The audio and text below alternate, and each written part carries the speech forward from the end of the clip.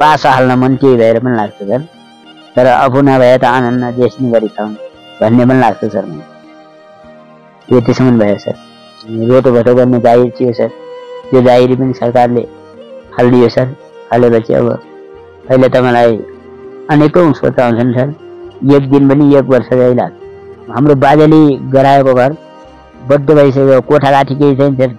त्यही घरमा मैले दिन गुजारा काटेको छु सर।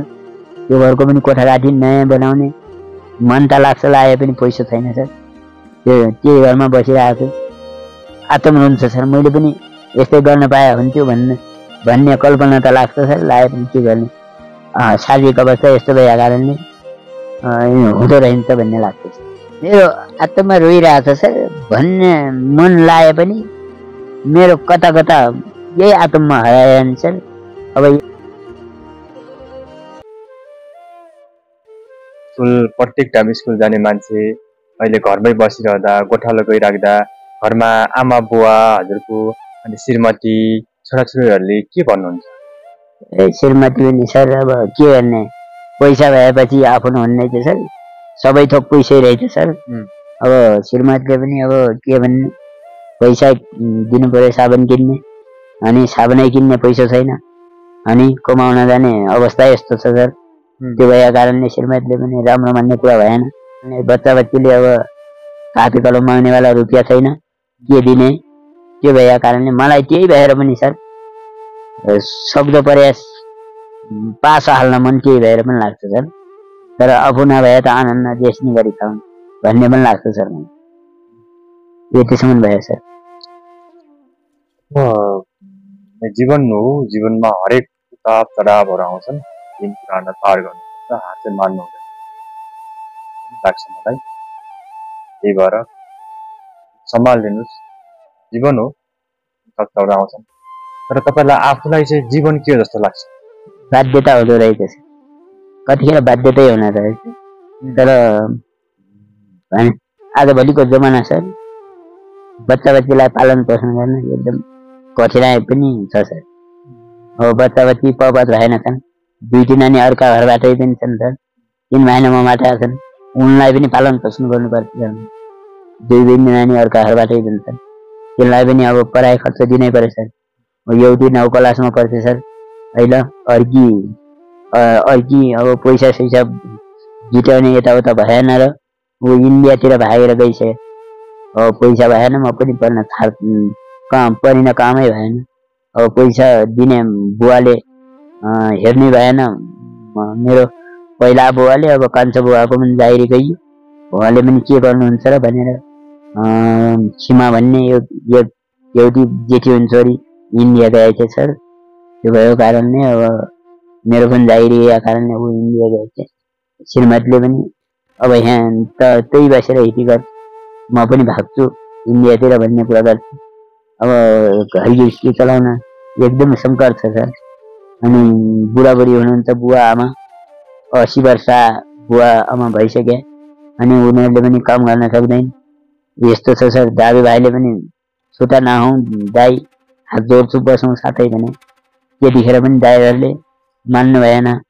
हाम्रो परिवार सम्हाल्नको लागि हामीलाई बाध्यता छ, अरूको परिवार सम्हाल्ने हामीलाई कर छैन भनेर दाजुहरूले पनि छोड्नुभयो सर। अब जेन तेन आजसम्म त अलिअलि रोटोभटो गर्ने जागिर थियो सर। त्यो जागिरी पनि सरकारले हालिदियो सर। हालेपछि अब अहिले त मलाई अनेकौँ सोच आउँछन् सर। एक दिन पनि 1 वर्ष जति लाग्छ।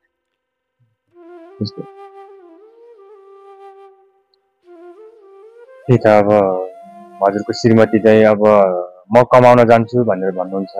भन्नुहुन्छ। श्रीमती कमाउन जाने भन्दाखेरि चाहिँ हजुरलाई कस्तो लाग्छ? अब श्रीमती कमाउन गए पनि म त अब केही घरमा पनि केही गर्न नसक्ने खालको मान्छे छ। अब श्रीमती गए पनि घरि त झन् अब ताला बन्द गर्ने अवस्था हुन्छ। यस्तो अवस्थासम्म छ। अब उहिले पनि अब सबै काम अब हट्टाकट्टा छैन सर। ऊ पनि बिरामी भएर नै, श्रीमती पनि बिरामी भएर नै अब राम्रो मान्छे, मेरो राम्रो मान्छे कहाँ आउँथ्यो र सर। म पनि अपाङ्ग भएको, ऊ पनि अलि नसक्ने खालको भएर मैले ल्याएर उसलाई पनि दुःख कष्ट नभएरै पाल्नु पर्यो भन्ने सोचले आएको हो। ठिक छ सर, हामी हजुरसँग कुराकानीको अन्त्यमा आइसकेका छौँ। के हजुरलाई मनमा भन्न लागेको कुराहरू छ? मलाई भन्न लागेको कुरा के अब के भन्नु सर, जेन तेन गुजारा चलाउन गाह्रो छ। केही तपाईँ पत्रकार सर हुनुहुँदो रहेछ, केही न केही व्यवस्था हुन्छ कि केही तपाईँले पनि आग्रह गरिदिनु होला। र मेरो बच्चा बच्चीलाई पढाइ लेखाइ गराउन मलाई साह्रै सङ्कट छ सर। केही व्यवस्था भएसम्म तपाईँले पनि यस्तो सामाजिक सञ्जालमा केही भेटाउनु भएछ भने जानकारी गर्ने वातावरण गरिदिनु होला। अरू त अब के गर्न सकिन्छ र सर, यस्तै हो।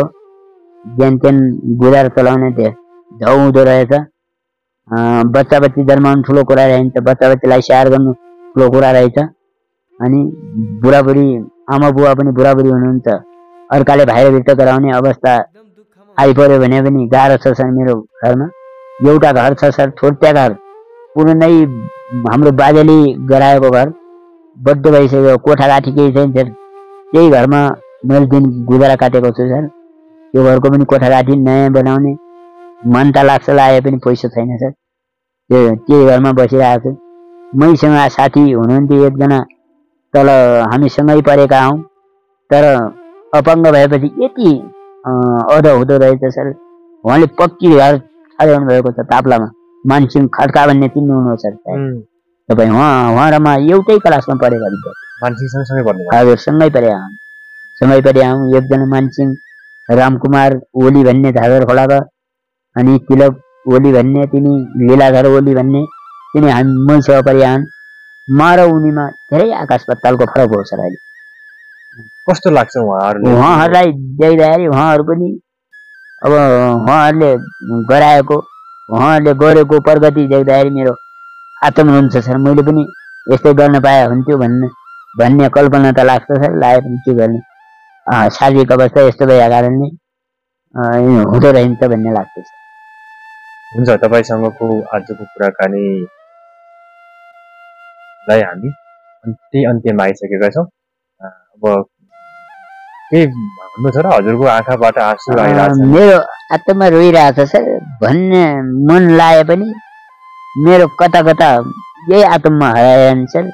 अब यतिकै भन्छु सर। अब धेरै भन्ने पनि नसकिँदो जस्तो भयो सर। गभरि मन परिनै के भयो। तपाईँ जतिको मान्छे यसरी चाहिँ आँखाबाट गहभरि आँसु ल्याउँदाखेरि मलाई पनि कता कता चाहिँ नरमाइलो जस्तो भनौँ न, अलिकति मलाई पनि दुखी फिल चाहिँ भइराखेकै छ। हुन्छ सर, के गर्ने।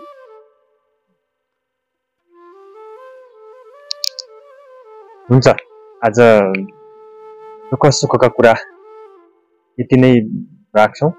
हजुरसँग फेरि पनि हामीले समय मिलाएर कुराकानी गर्नेछौँ भन्दै हजुरलाई चाहिँ बिदा गर्छौँ। हुन्छ, नमस्कार।